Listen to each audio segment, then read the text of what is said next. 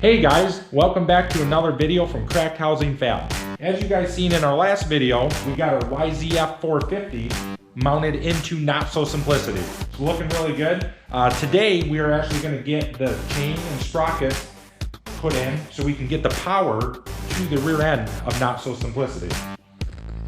Okay guys, thanks for watching all of our videos, and also please subscribe, hit that like button. We really appreciate any help you can give us. We're trying to grow our channel. Head over to Instagram and Facebook as well to check out those. We try to make them different so that way you get some different content from each side. And we try to upload some of the pictures of what we do on Not So Simplicity. Also, Kurt and I are gonna try to do our best to get one video a week. There may be some times we can't do that, but we're gonna do our best. Also, another thing I wanted to talk about was our plan for our channel going forward with future builds. We love building stuff like this. Kurt and I have had a ton of fun doing this. So obviously we want to do a lot of building of buggies and off-road vehicles and street stuff. Eventually we want to do maybe a car or a truck. So there's just some things that we've kind of been thinking about and kind of the direction we want to head. But stay tuned. We're excited. We got some ideas for some future builds already. So just stay tuned guys, and we're excited to have you.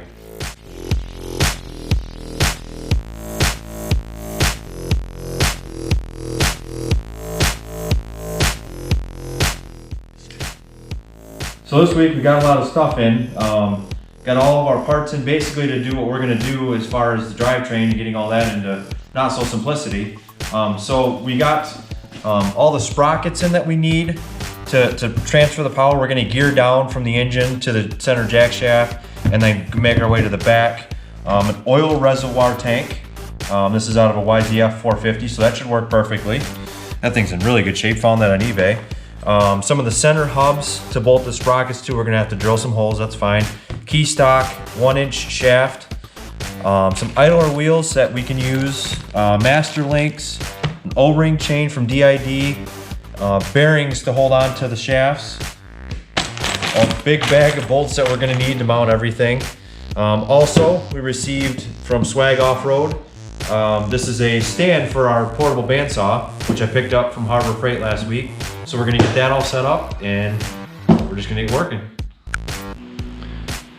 All right, so we tipped Not So Simplicity on her side, so it'll be a little easier to work. So what we're doing here is we're gonna get the chain from the engine sprocket. We're gonna have to get that down through here to a little center jack shaft. So we have these nice little bearings we picked up here. There'll be the 1-inch shaft that goes here with a couple sprockets on it. So we're gonna cut a hole through here so we can get the chain from the engine down to this first shaft. So we have the bearings in place here, just kind of temporary with some C-clamps. We made sure that it's square to the frame. We don't want it at an angle. So we're gonna go ahead and cut that the shaft. But first of all, we have to put our bandsaw together.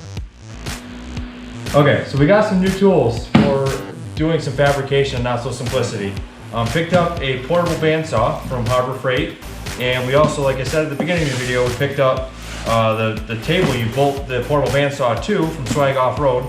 So I'm gonna get this put together and we'll show you what it looks like when I'm done.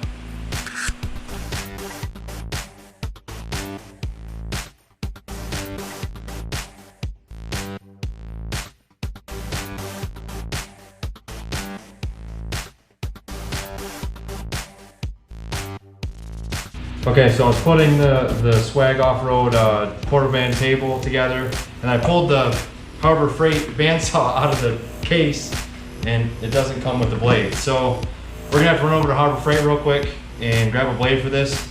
It's snowing outside, so Kurt and I are gonna jump in the Tacoma and maybe play around a little bit on the way there.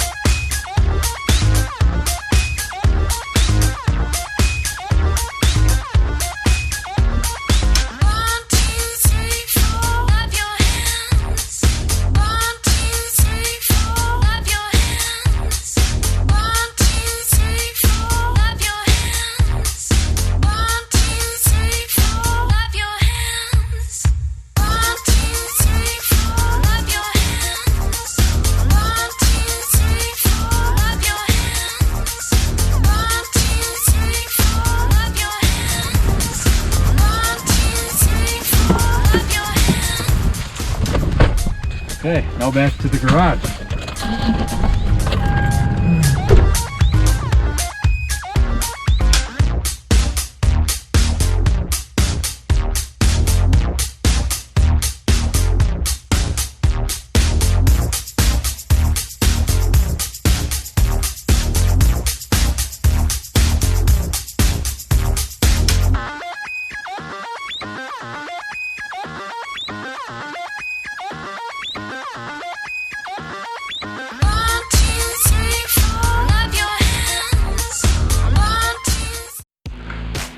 Okay, so made it back from Harbor Freight. We grabbed a saw blade. Now it came with two, so we'll have an extra.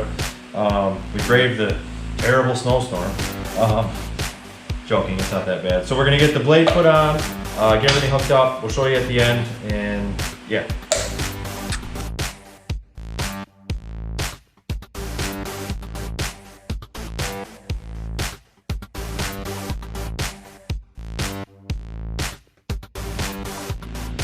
All right, so I got it all fully assembled, put together.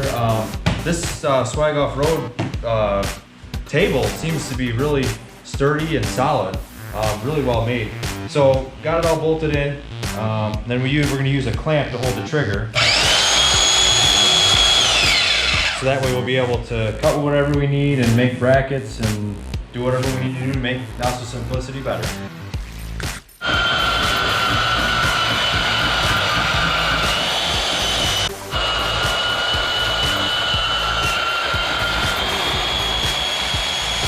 So as we were working, getting the shaft cut, we have that cut now. Now we need to cut the hole for the chain to go through.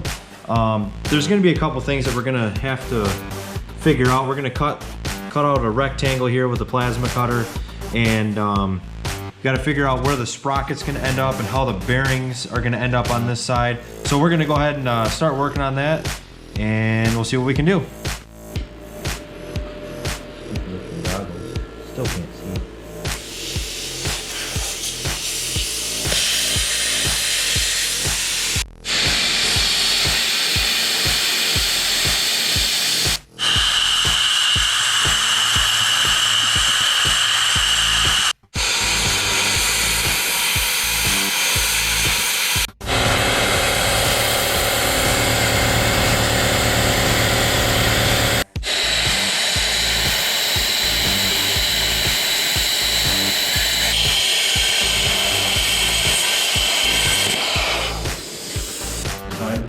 Your side.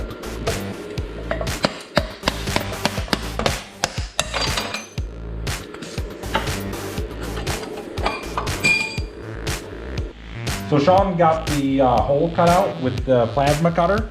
So it looks pretty good, lined up with our sprocket. So I'm gonna go ahead and take the grinder and clean this up a little bit so it's a little easier to work.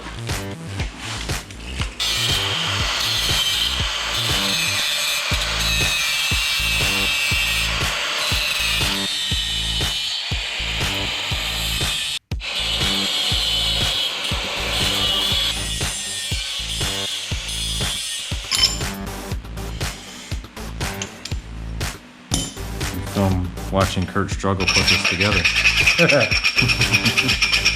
Well, apparently 1 inch is different depending where you make it.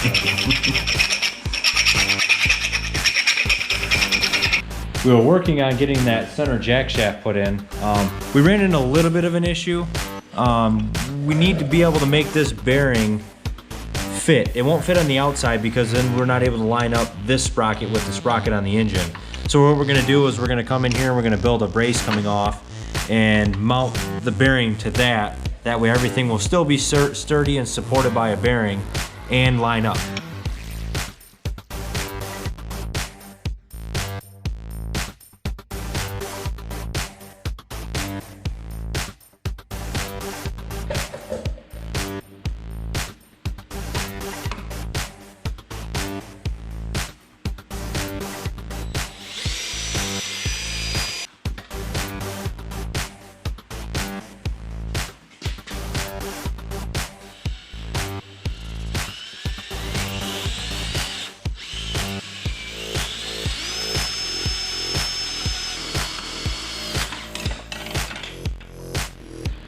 All right, so now that we have our holes drilled for our lower bearing here, we made up these couple little brackets. so we can support the bearing that's in the center of the shaft.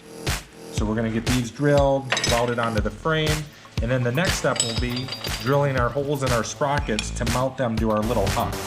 So we gotta do it on both of them here, and then, yeah, we'll go from there. Time to drill some holes.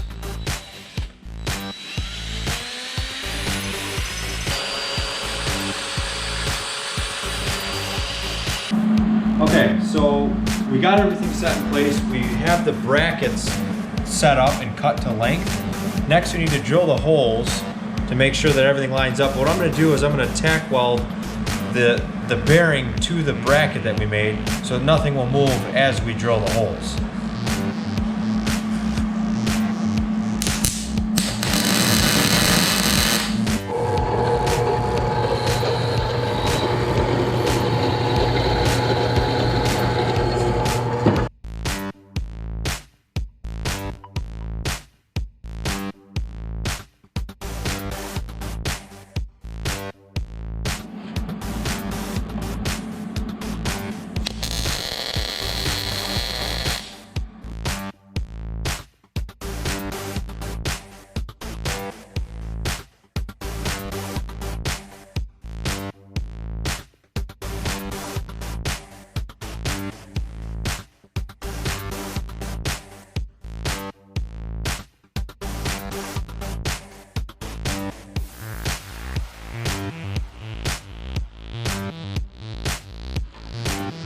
All right, so we have our jack shaft here all welded in place.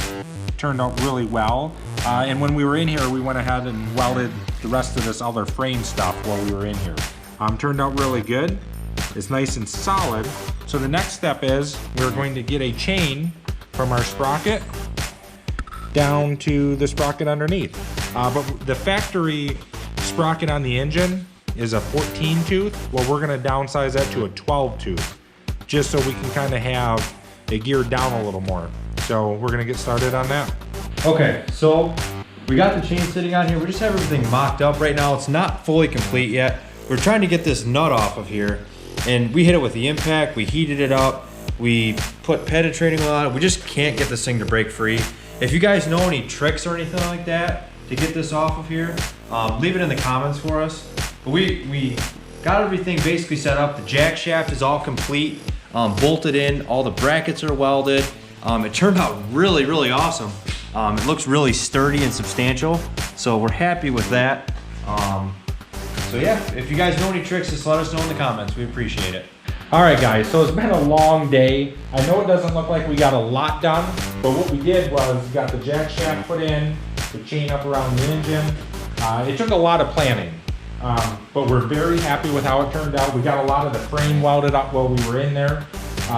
So we're looking at the next video.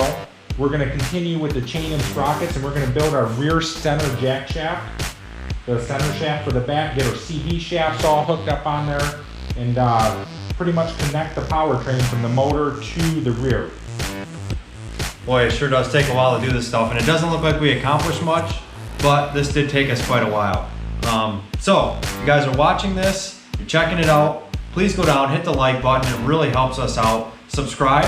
We're really trying to push and hit the goal of 200 subscribers. So if you could help us get to that, would be awesome. Also, check out Facebook, check out Instagram. We post stuff there. We try to keep each one unique so that way we can give you guys some extra content either way. So stay tuned for the next video. We're gonna do what Kurt just talked about, and we're looking forward to getting back to work next week.